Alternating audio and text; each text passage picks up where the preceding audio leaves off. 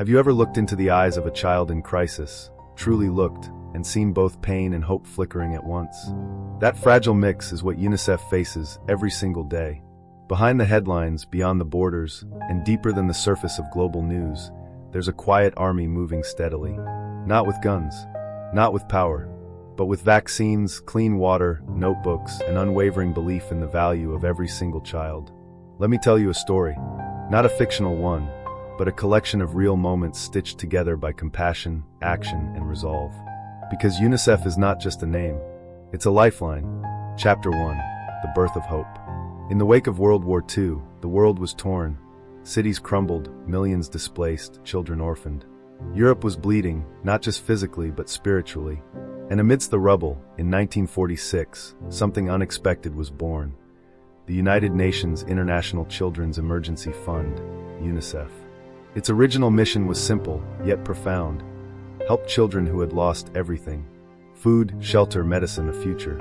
But what started as an emergency fund quickly transformed into a long-term commitment. Not just to Europe's children, but to every child across every border, regardless of race, religion, or politics. Did you know that UNICEF has saved more children than any war has taken? Not through grand speeches or declarations, but through quiet, consistent work. Day after day, storm after storm, war after war. Chapter 2, A Pair of Shoes in Sudan. Picture this, a little boy named Musa in South Sudan. He walks 6 miles every day barefoot to attend a school under a tree. The ground burns beneath him in the dry season and floods in the wet. But he goes anyway, clutching a frayed notebook. One day, UNICEF arrived. No cameras, no press, just boxes of school supplies and dozens of simple canvas shoes. Musa remembers that moment not for the shoes, but for the feeling. Someone far away, he said, thought of my feet. This is what UNICEF does. It fills in the blank spaces. The spaces where governments fail, where parents are gone, where futures seem erased. Chapter 3, The Power of a Vaccine. You've probably heard of polio. For many of us in the West, it's a disease of the past. But in places like Afghanistan, it still whispers through villages, leaving children paralyzed.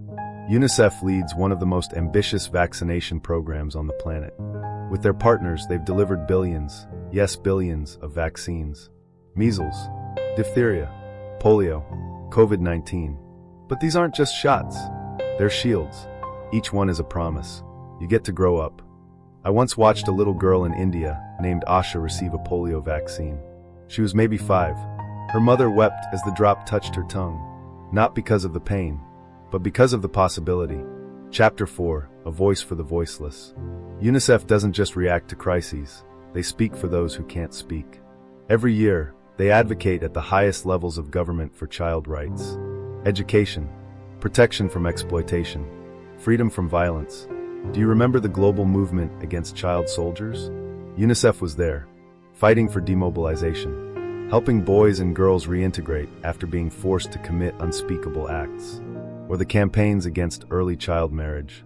Again, UNICEF stood firm, not only telling communities what was wrong, but offering alternatives, schooling, support, and safety nets. Chapter 5, Emergency in Real Time. When disaster strikes, whether it's an earthquake in Haiti, a typhoon in the Philippines, or war in Gaza, UNICEF is often first on the ground and last to leave. They bring water, sanitation kits, nutritional food, trauma counseling, and even mobile learning centers to places where everything else has crumbled. You may not see them in the headlines, but they're there, in tents, in boats, in trucks on muddy roads, and sometimes just holding the hand of a child in shock.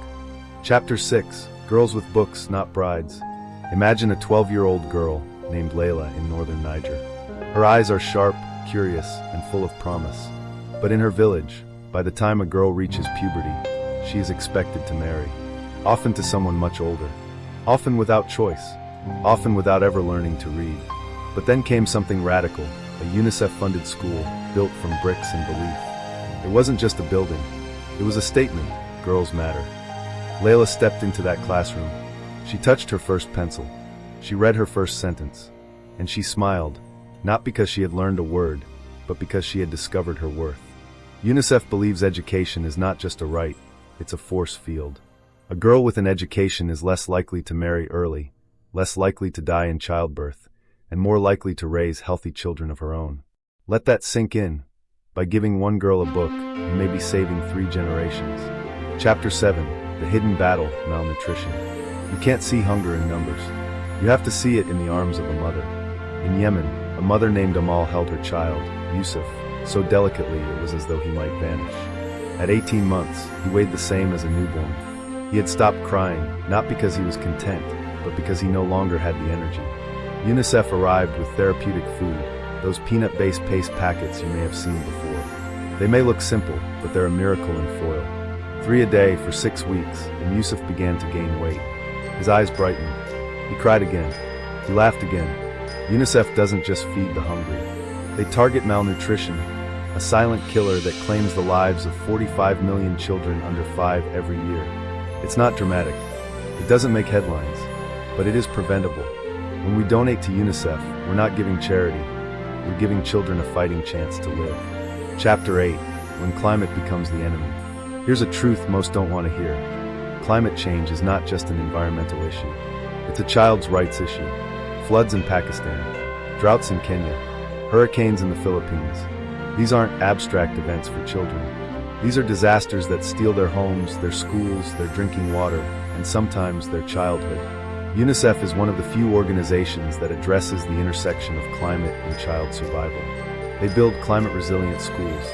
They install solar-powered water pumps in villages where rivers have dried up. And they train young people to become climate advocates, not just victims. Take Daniel from Uganda.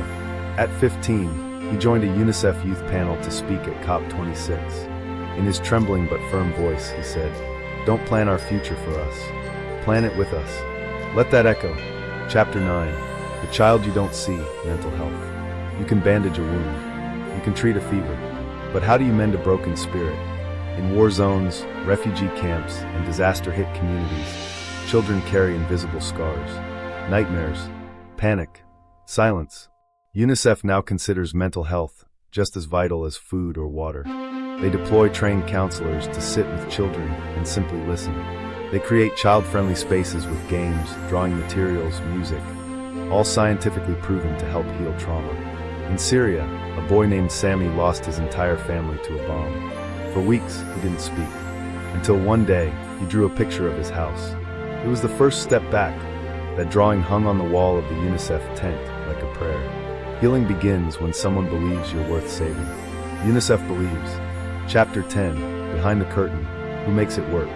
You may be wondering, who are these people in blue vests, in remote villages and war zones, doing the impossible? They're not superheroes. They're teachers, nurses, engineers, psychologists, logisticians, and yes, volunteers like you and me. UNICEF runs on passion and strategy. Every dollar is tracked. Every intervention is data-driven. Every vaccine cold chain is mapped. They partner with local governments and grassroots groups. They adapt. They listen. And perhaps most importantly, they stay. When the cameras leave, UNICEF stays. When the donors forget, UNICEF remembers. When a child is born into crisis, UNICEF whispers, "We're here. You're not alone." Chapter 11. The Power of You. Now let me turn the mirror. What does any of this have to do with you? Everything. That spare change in your pocket. It can vaccinate a child. That click you make to share a story. It can inspire a donor. That minute you spend learning about a crisis far away. It makes the world feel a little closer. UNICEF doesn't run on miracles. It runs on ordinary people who choose not to look away. Maybe you're a parent. Maybe you're not. But every one of us was once a child. Vulnerable. Dependent. In need of protection. That doesn't change just because it's someone else's child. Chapter 12. The most important number. Let me give you one number. It's not in millions or billions. It's one. One child saved from dying of diarrhea because there was clean water. One girl saved from a forced marriage because there was a school. One boy saved from trauma because someone gave him a place to draw. One child. That's enough reason for UNICEF to keep going. And if that's not enough for us, what is? Chapter 13. Hope is a muscle. Hope isn't naive. It's not blind. It's something we build. In a world bruised by conflict, greed, and inequality, it is tempting to give up. But UNICEF teaches us that hope is not a feeling. It is an action. Every school built, every child vaccinated, every mother empowered, every right defended, it all adds up. Not to perfection, but to progress. Chapter 14. what you can do today. You don't have to fly to a war zone or donate thousands. Here's what you can do. Share UNICEF stories and content. Donate what you can, $1, $10, anything. Teach your children about global empathy. Volunteer your time or skills online. Support education and girls' rights locally and globally. You can be part of the quiet revolution, the one that believes children come first. Because if we don't protect them, who will? Final words, the child in all of us. This isn't just about them. Every act of compassion toward a child helps bring back the best parts of ourselves. The world is complicated. The problems are massive. But a child doesn't need everything fixed. They just need someone who cares. And that someone could be you. So the next time you hear the word UNICEF, don't just think of an organization. Think of Layla with her book. Think of Musa with his shoes. Think of Sammy with his drawing. And think of the world we could have if we simply refuse to look away.